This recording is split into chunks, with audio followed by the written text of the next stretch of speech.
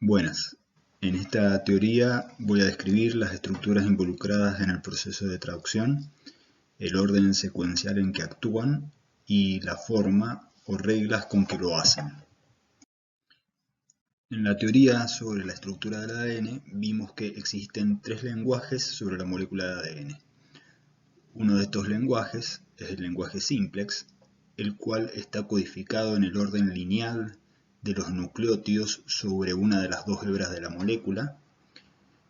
Si recuerdan, Watson y Crick describieron las posibilidades funcionales que daba esta estructura en doble hélice y sugirieron que los procesos de replicación y transcripción se podían explicar considerando las mismas reglas que determinan la estructura doble hélice del ADN, pero no así la traducción.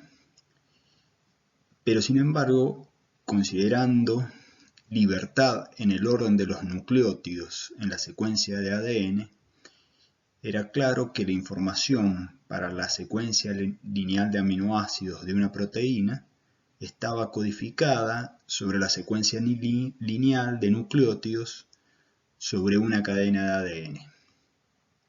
El punto era cómo de un lenguaje de 4 letras se pasaba a un lenguaje de 20 letras. En 1955, Crick propone que, considerando que no hay posibilidad de que los aminoácidos sean ordenados linealmente por interactuar directamente con las bases en el ARN, propone que debía existir una molécula adaptadora capaz de mediar este reconocimiento.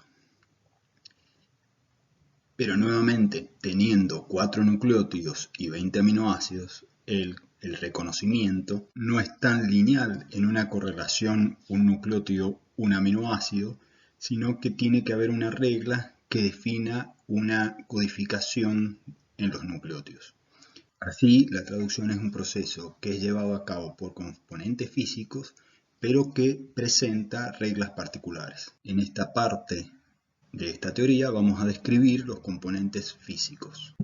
Vamos a empezar viendo la estructura de los ARN mensajeros. En cualquier ARN mensajero, la información para la síntesis de una proteína está codificada en una porción definida de su secuencia que recibe el nombre de marco abierto de lectura WORF, de las siglas en inglés de Open Reading Frame. Ustedes ya saben que la información para la síntesis de una proteína está codificada sobre el ADN en la forma de tripletes de nucleótidos, o sea, de codones.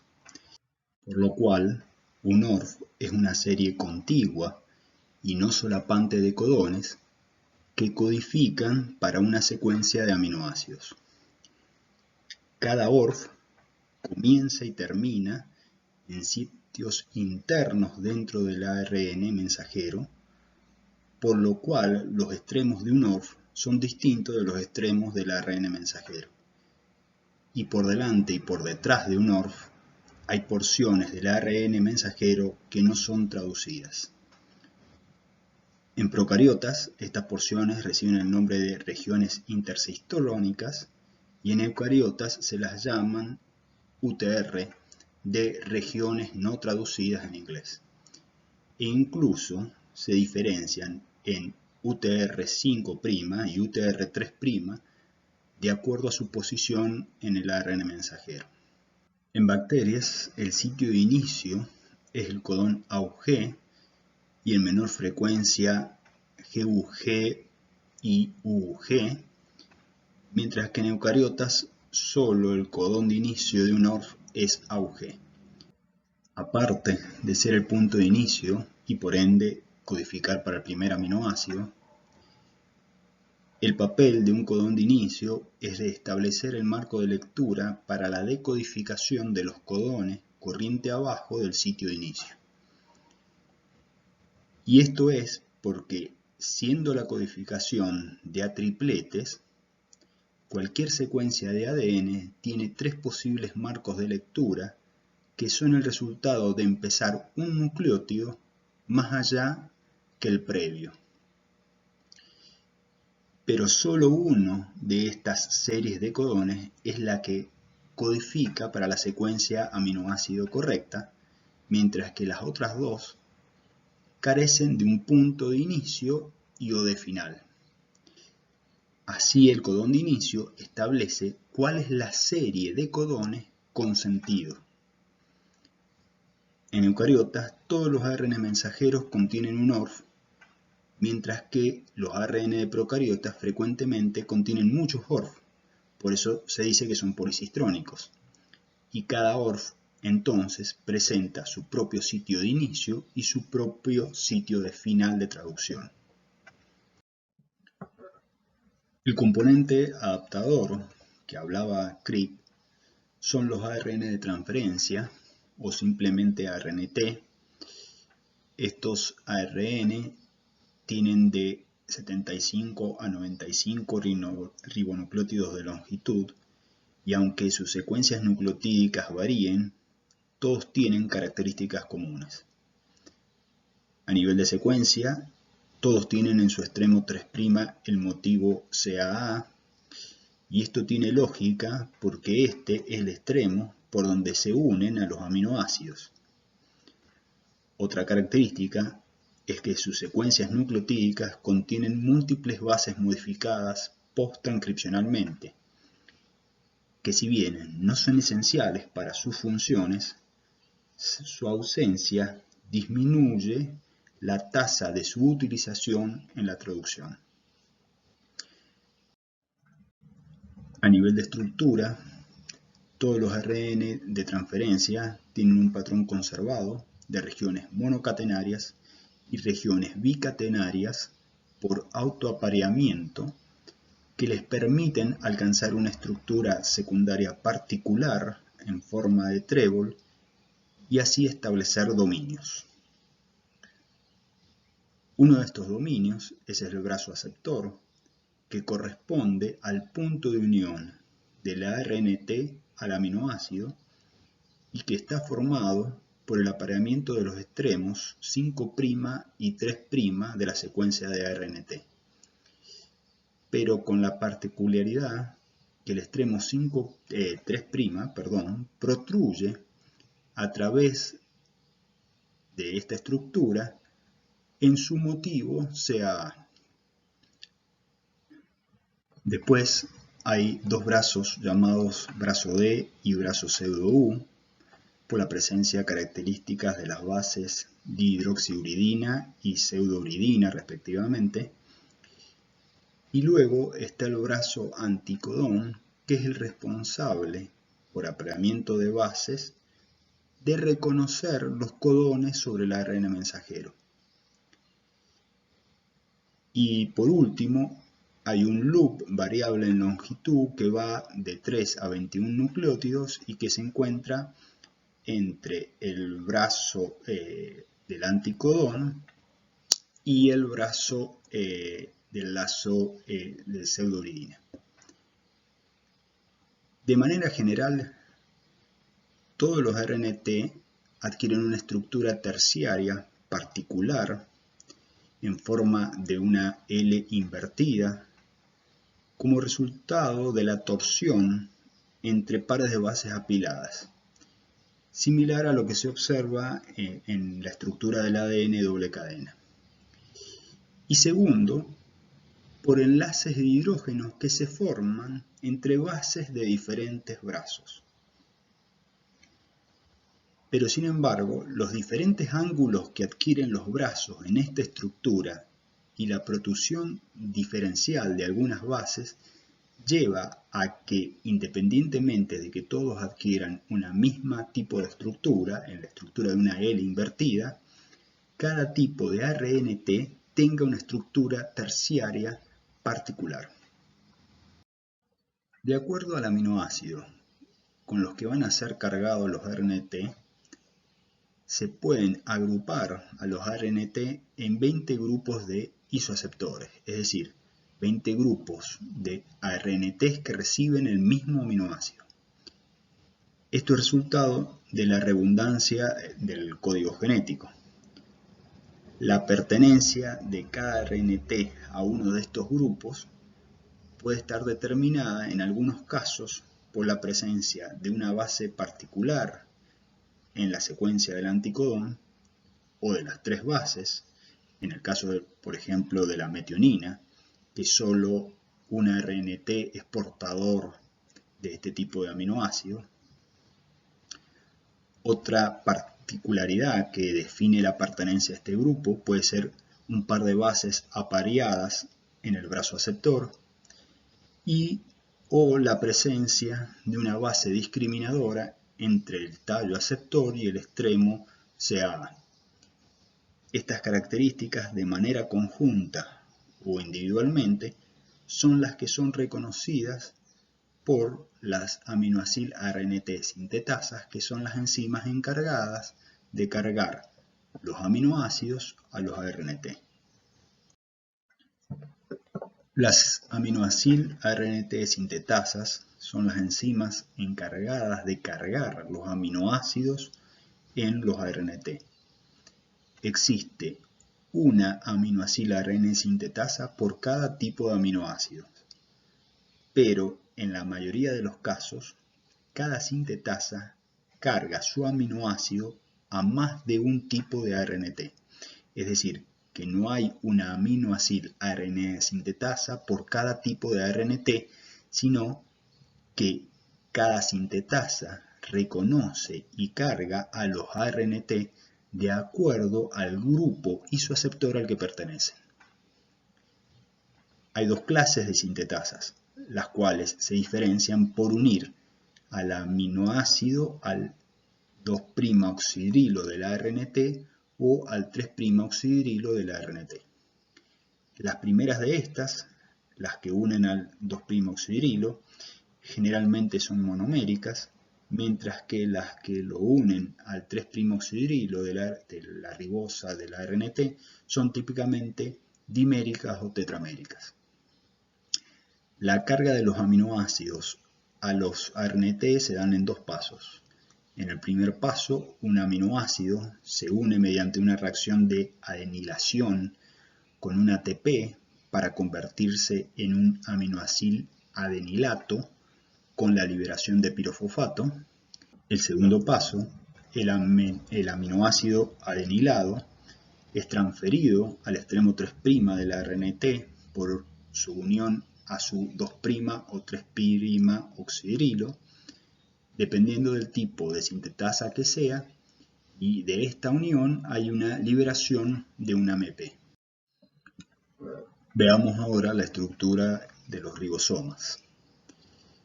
Al igual que las ARN y ADN polimerasas, los ribosomas tienen una estructura conservada a lo largo de todos los organismos.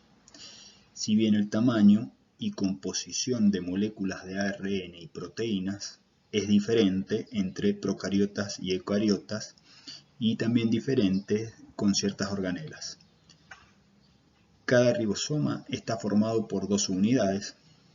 La subunidad mayor contiene el centro de la peptidiltransferasa, que es el centro catalítico donde se realizan los enlaces peptídicos, y la subunidad menor contiene el centro de decodificación, donde los anticodones del ARNT se aparean con los codones del ARN mensajero. Tanto en procariotas como en eucariotas, la subunidad menor está formada por una única molécula de ARN junto con 21 proteínas ribosomales en procariotas y 33 en eucariotas.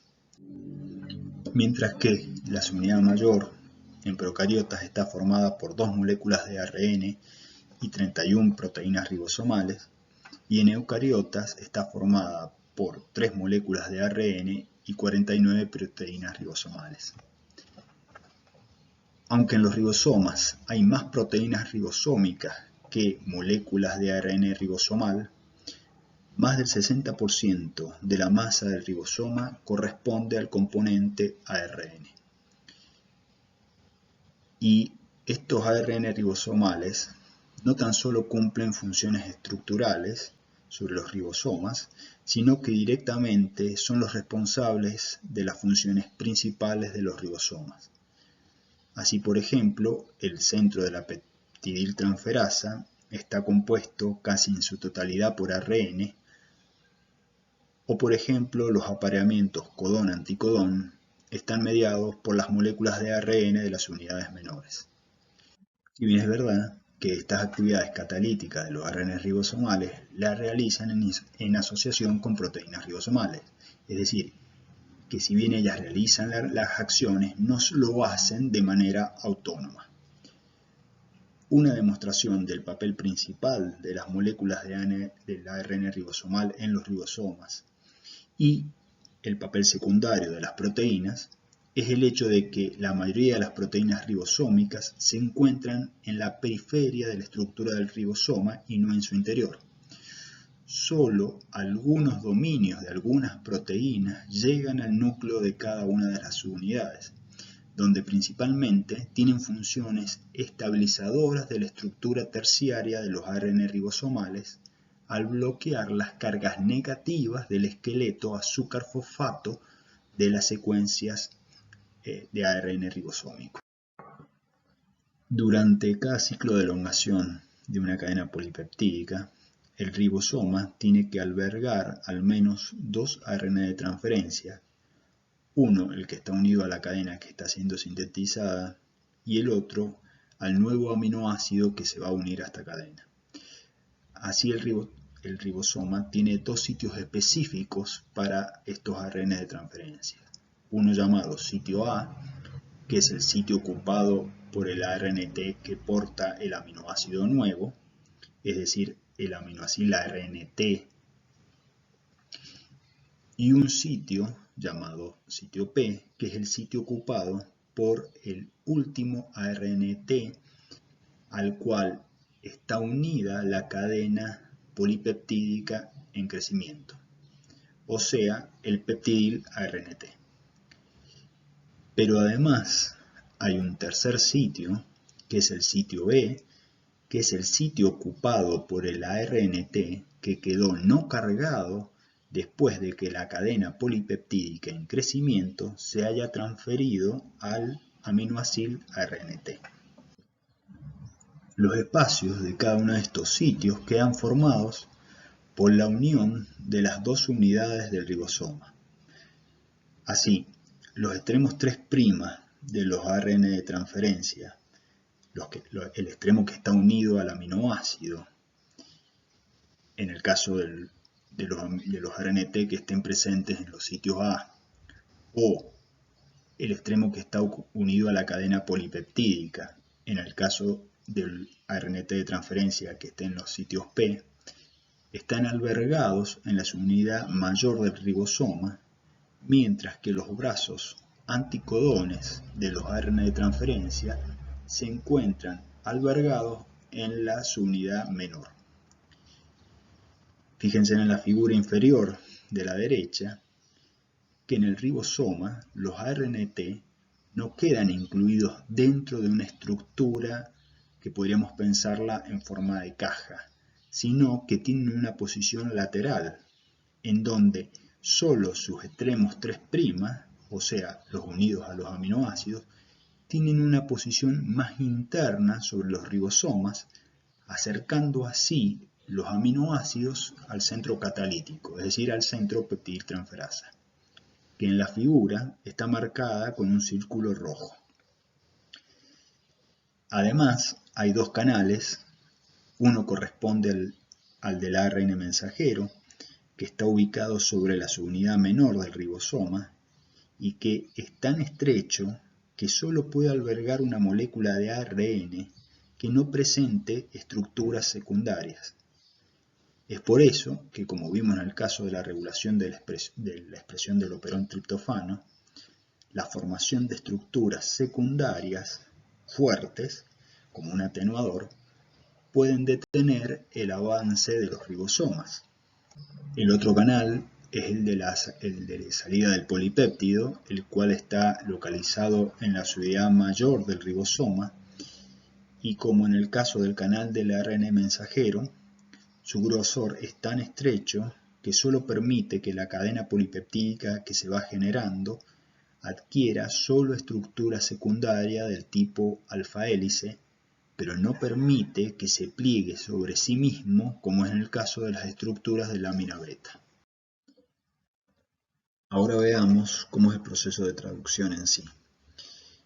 Si bien los pasos en procariotas y eucariotas tienen el mismo fin, el hecho de que algunas estructuras que se forman no son compartidas va a llevarnos a que veamos por separado cada uno de estos procesos en los dos tipos de organismos. En procariotas, el inicio de la traducción es una función de la subunidad menor en su estado libre, es decir, no unida a la subunidad mayor. De hecho, el 20% de los ribosomas están en una forma disociada, cosa de mantener a la subunidad menor disponible para iniciar una traducción, mientras que el resto o están traduciendo o se han desprendido recientemente de un ARN mensajero. En procariotas, la subunidad mayor solo se une a la menor luego de iniciada la traducción. La traducción comienza con la formación de un complejo de iniciación conformado por el ARN mensajero, la subunidad menor del ribosoma y tres factores de iniciación de la traducción que son proteínas independientes de la estructura del ribosoma, es decir, que no son proteínas ribosomales. Una de estas proteínas es el factor IF1, que tiene como función la de unirse a la subunidad menor, bloqueando la parte de esta subunidad que forma el sitio A para los ARN de transferencias. Esto lo hace con la finalidad de que el primer ARNT que se incorpore a la traducción no se ubique sobre el sitio A, sino sobre el sitio P. Esto tiene sentido si consideramos qué pasaría si el primer ARNT en incorporarse al ribosoma se incorporara al sitio A. La traducción no se iniciaría porque no habría aminoácido en el sitio P para realizar una unión peptídica. Por eso es necesario que el primer ARNT de transferencia que entra al ribosoma entre directamente al sitio P, y el factor IF1 canaliza esto. Asimismo, IF1 cumple la función de bloquear la unión de la subunidad mayor del ribosoma. El otro factor, el factor IF2, cumple la función de facilitar la entrada del primer ARNT al sitio P, pero además tiene una acción discriminadora sobre el ARNT de transferencia a entrar, ya que evita la entrada de cualquier otro ARN de transferencia que no sea un ARN de transferencia que porte una metionina formilada. Por otro lado, este factor tiene una función GTPasa que en presencia del complejo de iniciación completo va a promover la liberación de los factores de iniciación y la entrada de la subunidad mayor. El último factor, el factor IF3, cumple la función de unirse a la subunidad menor y estabilizarla, evitando su reasociación con la subunidad mayor. De hecho, es la que al finalizar un evento de traducción sobre un ARN mensajero, promueve la disociación entre las unidades. IF3 se localiza sobre la subunidad menor, ocupando el espacio que sería el sitio E. De esta manera también asegura la correcta ubicación del primer ARNT sobre el sitio P, es decir, que mientras que IF1 bloquea la entrada del primer ARNT al sitio A, IF3 bloquea la entrada del primer ARNT al sitio E, dejando solo libre el sitio P. Como dije, la formación del complejo de iniciación es el resultado de la unión de los tres factores de iniciación a la subunidad menor y la unión del ARN mensajero. Pero ¿sobre qué posición del ARN mensajero se forma el complejo de iniciación? ¿Cómo se determina el punto en donde el complejo se tiene que formar y por ende cómo se define el punto de inicio de una traducción. Como todo lo especificado por las moléculas de ácidos nucleicos, el reclutamiento de la subunidad menor a un punto específico de inicio de un ORF sobre el ARN mensajero es el resultado de la existencia de un motivo corto de nucleótidos corriente arriba del inicio del ORF que junto con el codón de inicio del ORF conforman lo que es el sitio de unión del ARN mensajero al ribosoma. Este motivo, corriente arriba, es un motivo de 6 nucleótidos que es reconocido como RBS de las siglas de sitio de unión al ribosoma o secuencia Shine-Dalgarno por sus descubridores. Esta secuencia está separada del codón de inicio por entre 3 a 9 pares de bases. Su descubrimiento resultó de la comparación de las secuencias corriente arriba del punto de inicio de la traducción de muchos ARN procarióticos en un análisis que es muy similar al que llevó a reconocer los motivos conservados de los promotores, es decir, comparar la secuencia por arriba de un punto de inicio de algún proceso, es decir, tanto de la transcripción como de la traducción. Pero lo más importante es que este motivo es complementario a parte del extremo 3' de la secuencia del ARN ribosomal 16S, de tal manera que el apareamiento entre estos motivos determina la ubicación precisa del codón de inicio de la traducción en posición del sitio P de la subunidad menor del ribosoma.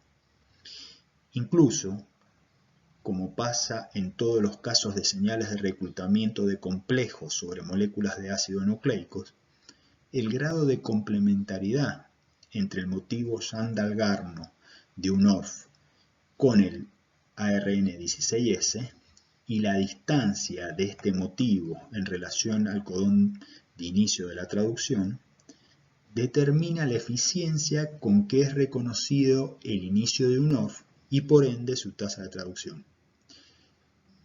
Esto fue demostrado de la misma manera que para los casos de los promotores procarióticos, mediante el análisis de mutaciones sobre esta secuencia que llevaban a cambios de la tasa de traducción, es decir, mutaciones de pérdida y mutaciones de ganancia, tal cual las vimos para los casos de los promotores.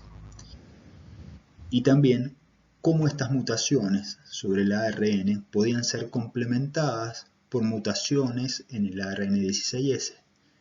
Entonces, por ejemplo, una mutación sobre la segunda adenina sobre el motivo RBS puede ser compensada con una mutación complementaria en el primer uracilo sobre el motivo complementario presente sobre la molécula de ARN ribosomal 16S. En procariotas, el primer ARN de transferencia en entrar al ribosoma es un ARNT para la metionina, pero con la particularidad que esta metionina corresponde a una N-formilmetionina. La presencia de este grupo formilo sobre el grupo amino del aminoácido tiene dos papeles. Por un lado, se ha visto que su presencia aumenta la afinidad que tiene IF2 para unirse a este ARN de transferencia, y por otro lado, el grupo formilo bloquea la posibilidad de que este tipo de ARN de transferencia sea utilizado en una cadena de elongación, es decir, que lo limita a solo ser utilizado en un proceso de inicio de la traducción. Además de que la metionina es particular, también el ARN de transferencia, en su secuencia y en su estructura, es particular. ¿Por qué? Porque tanto el tallo aceptor como el tallo del codón tienen particularidades que lo diferencian de los demás ARN de transferencia que se usan durante el proceso de elongación. El apareamiento de este ARNT con su codón no solo va a determinar la entrada del primer aminoácido, sino que también pauta el marco de lectura que dirigirá la incorporación de los restantes aminoácidos codificados por el orden.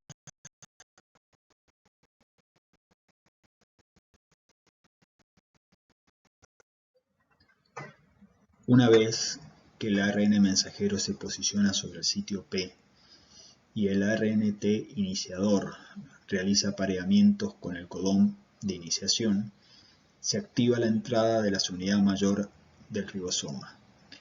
Esto se da porque la entrada del ARNT iniciador gatilla un cambio conformacional del complejo que involucra la liberación de IF3 y esto permite que ahora la subunidad mayor pueda entrar. Sin embargo, IF2 y IF1 en este momento todavía se mantienen unidos a la subunidad menor, porque IF2 va a actuar como una guía para la localización correcta de la subunidad mayor sobre la subunidad menor.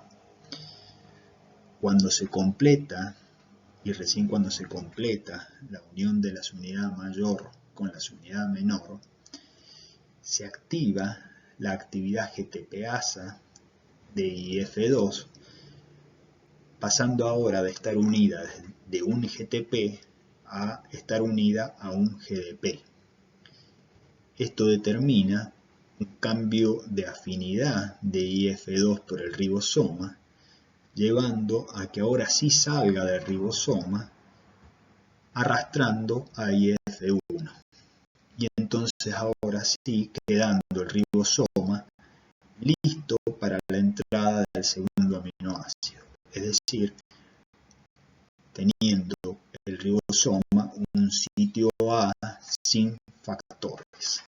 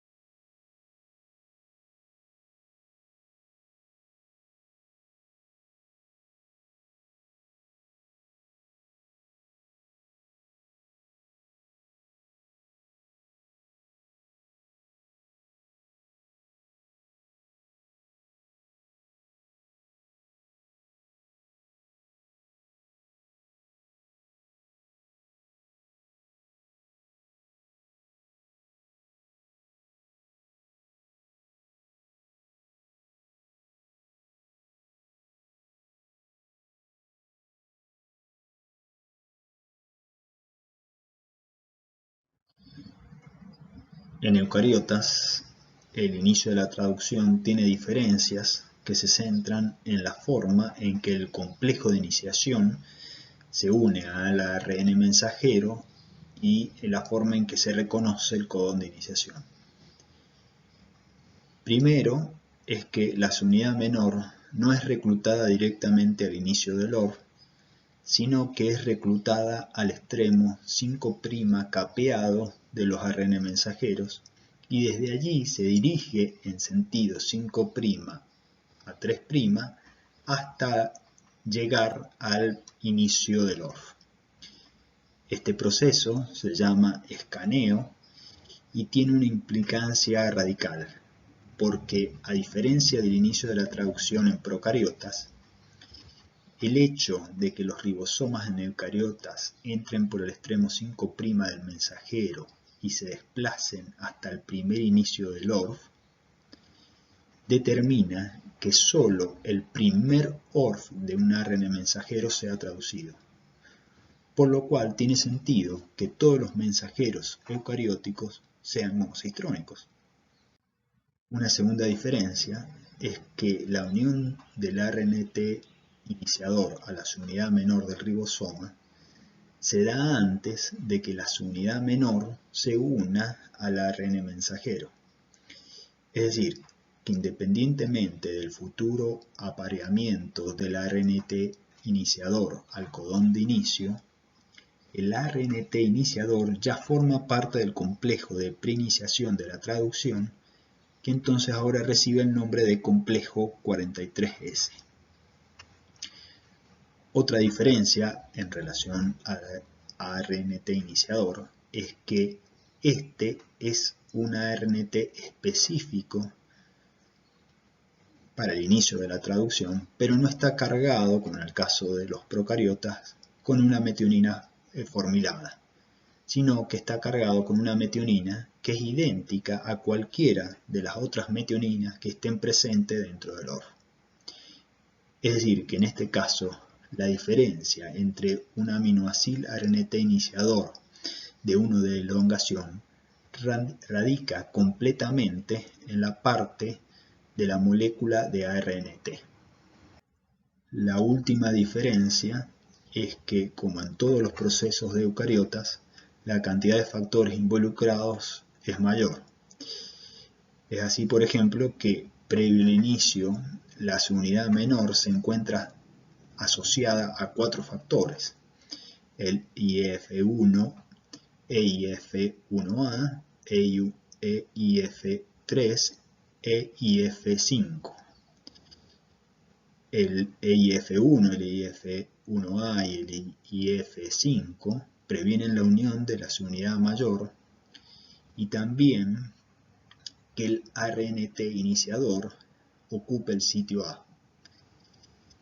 Al igual que en procariotas, el ARNT iniciador entra en la subunidad menor unido al factor EIF2, que también, como en procariotas, tiene actividad GTPasa.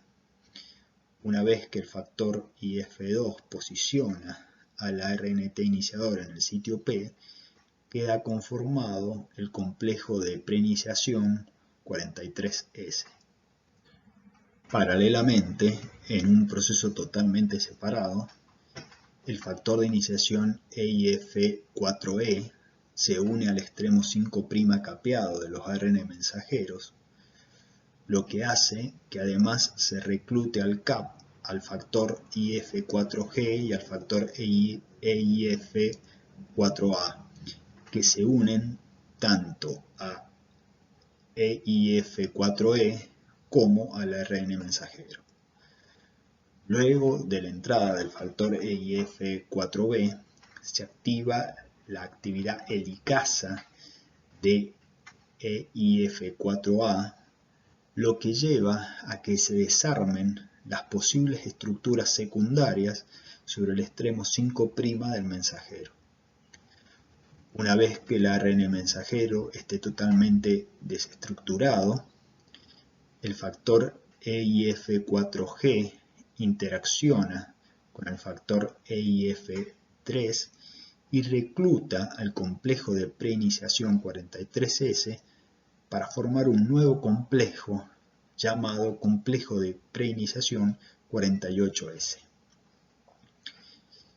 IF4G, además de reclutar al complejo de preiniciación 43S, también se une a las proteínas PAB, proteínas de unión a poli A, que cubren el extremo 3' del mensajero, haciendo que la molécula de ARN adquiera ahora una estructura circular durante el proceso de la traducción.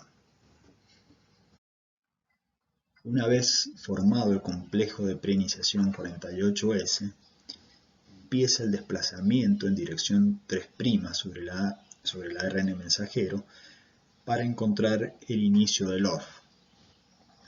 El reconocimiento del codón de inicio se da simplemente por el apareamiento del ARNT iniciador con el codón de inicio. Es por eso que pasa a ser tan importante la presencia previa de este ARNT iniciador en el complejo de preiniciación. A diferencia de procariotas, aquí no hay secuencia Shandal-Garno que establezca un apareamiento del ARN mensajero con el ARN ribosomal de la unidad menor, pero sí hay un grado de conservación en la secuencia que rodea el codón de iniciación. Así, de manera conservada, el tercer nucleótido corriente arriba de la UG, en todos los casos es una purina, y el nucleótido inmediato corriente abajo de la UG siempre es una guanina. Una vez que el ARNT iniciador se aparea con el codón AUG, hay un cambio conformacional del complejo de preiniciación 48S, liberándose EIF1 y también un cambio de conformación del factor EIF5. Este cambio de conformación promueve que el factor EIF2 hidrolice su GTP y pierda afinidad por el ARNT iniciador y se desprenda del complejo, arrastrando también a IF5. La salida de IF2 permite la entrada de otro factor regulador que también está unido a un GTP y que es el factor EIF5B, que se une al ARNT iniciador y dirige la entrada en la posición correcta de la unidad mayor del ribosoma, de idéntica manera que como lo hacía el factor IF2 en procariotas.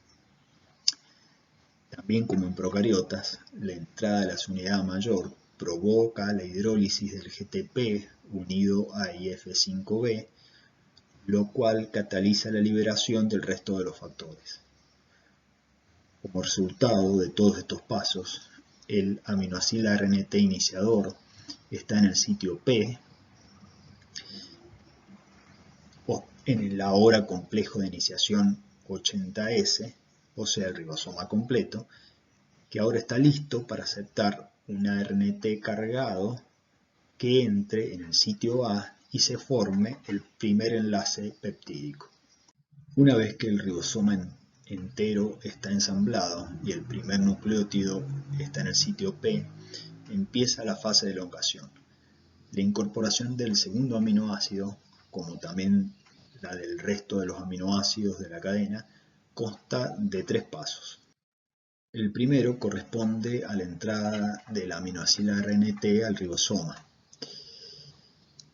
Así como pasó con el primer aminoácido ARNT, el ARNT iniciador, que entró a la unidad menor, unido al factor IF2, en la elongación, cada aminoácido ARNT que va a entrar al ribosoma es presentado al ribosoma por el factor EF2 en procariotas o su homólogo EF1-alfa en eucariotas. Al igual que los IF2, este factor es una GTPasa que tiene alta afinidad por un aminoácido ARNT cuando está unida a GTP, pero baja afinidad cuando está unida a GDP. La actividad GTPasa de FTU es activada por el centro de unión a factores de la unidad mayor del ribosoma, solo cuando esta subunidad está formando parte de un ribosoma entero y cuando el apareamiento codón-anticodón ha sucedido. Entonces recién ahí EF2 hidroliza su GTP y pierde afinidad por el aminoácido RNT. Luego de todo esto, EF2 queda unido al GDP y tiene que ser regenerado para que pueda participar en la introducción de un nuevo aminoácido ARNT a los ribosomas. La liberación de este GDP y su reemplazamiento por GTP es catalizada por el factor EFTS, el cual desplaza por afinidad al GDP formando un complejo F2-EFTS y luego un GTP también por afinidad desplaza a FTS reconstituyendo al factor F2-GTPS, el cual está listo para unirse a un nuevo aminoácido RNT. Una vez que el aminoácido RNT entra al sitio A y está ubicado en correcta posición, tiene lugar el segundo paso, que es la formación de la unión peptídica. En procariotas, esta reacción es catalizada por el ARN ribosomal 23S de la subunidad mayor. Este ARN establece apareamientos de bases con los extremos CAA de los dos ARN de transferencia que están dentro del ribosoma.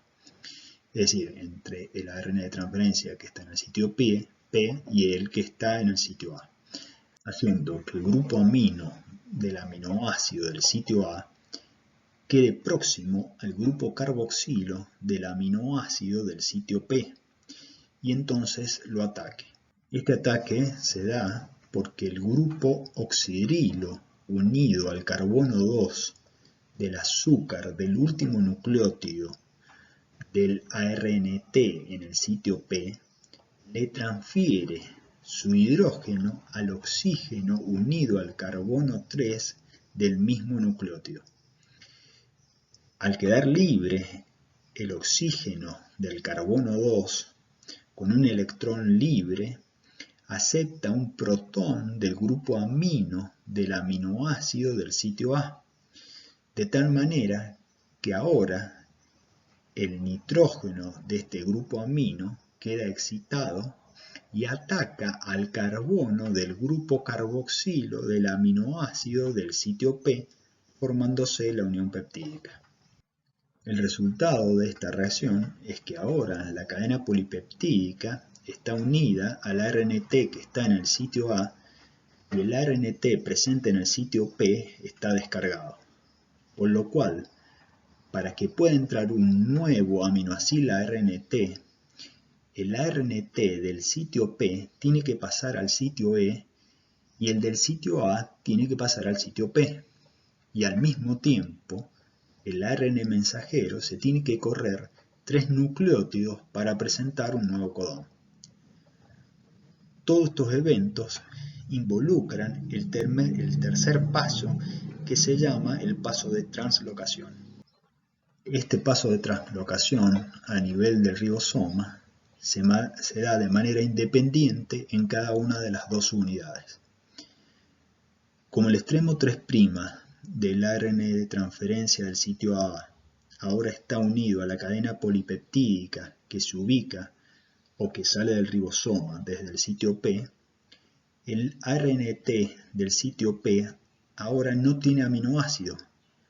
Lo primero que se corre entonces es la subunidad mayor, lo cual facilita el acomodamiento del ARNT que ahora está unida a la cadena polipeptídica que se está sintetizando. Pero los extremos anticodón de los dos ARNT todavía ocupan la posición original, por lo cual lo segundo en traslocarse es la subunidad menor y de esta manera todo el ARNT unido a la cadena polipeptídica queda ocupando el sitio P y el sitio A ahora está totalmente libre. Esta traslocación es mediada por el segundo factor de elongación, que es el factor EFG. Este también es una GTPasa que estructuralmente simula a la estructura que tiene un ARNT unido a un factor EFTU. EFG se une al ribosoma después de que se dio la unión peptídica. Su entrada se da primero en la parte del sitio A de la unidad mayor del ribosoma. Esto promueve que las dos unidades del ribosoma se destraben una en relación a la otra y pase la primera etapa de traslocación, el primer paso de traslocación del ribosoma, el corrimiento de la unidad mayor en relación a la unidad menor. Una vez que pasa esto, EFG se acerca al centro de unión a factores de la unidad mayor del ribosoma e hidroliza su GTP y sufre un cambio conformacional que le permite ocupar ahora todo el sitio A y empujar al resto del ARN de transferencia unido a la cadena polipeptídica para que pase completo al sitio P, lo que también empuja a que el ARNT sin aminoácido del sitio P pase al sitio E. De igual manera, el apareamiento codón-anticodón del aminoácido que está en el sitio A y su movimiento al sitio P hace que ahora también se corre el ARN mensajero un codón más, el cual queda entonces posicionado en el sitio A. Una vez que pasó el movimiento de las dos unidades, FG quedó en el sitio A, pero ahora no está unido más a un GTP, sino está unido a un GDP, por lo cual pierde afinidad por el ribosoma y sale del sitio A, dejándolo libre para la entrada del siguiente aminoácido RNT.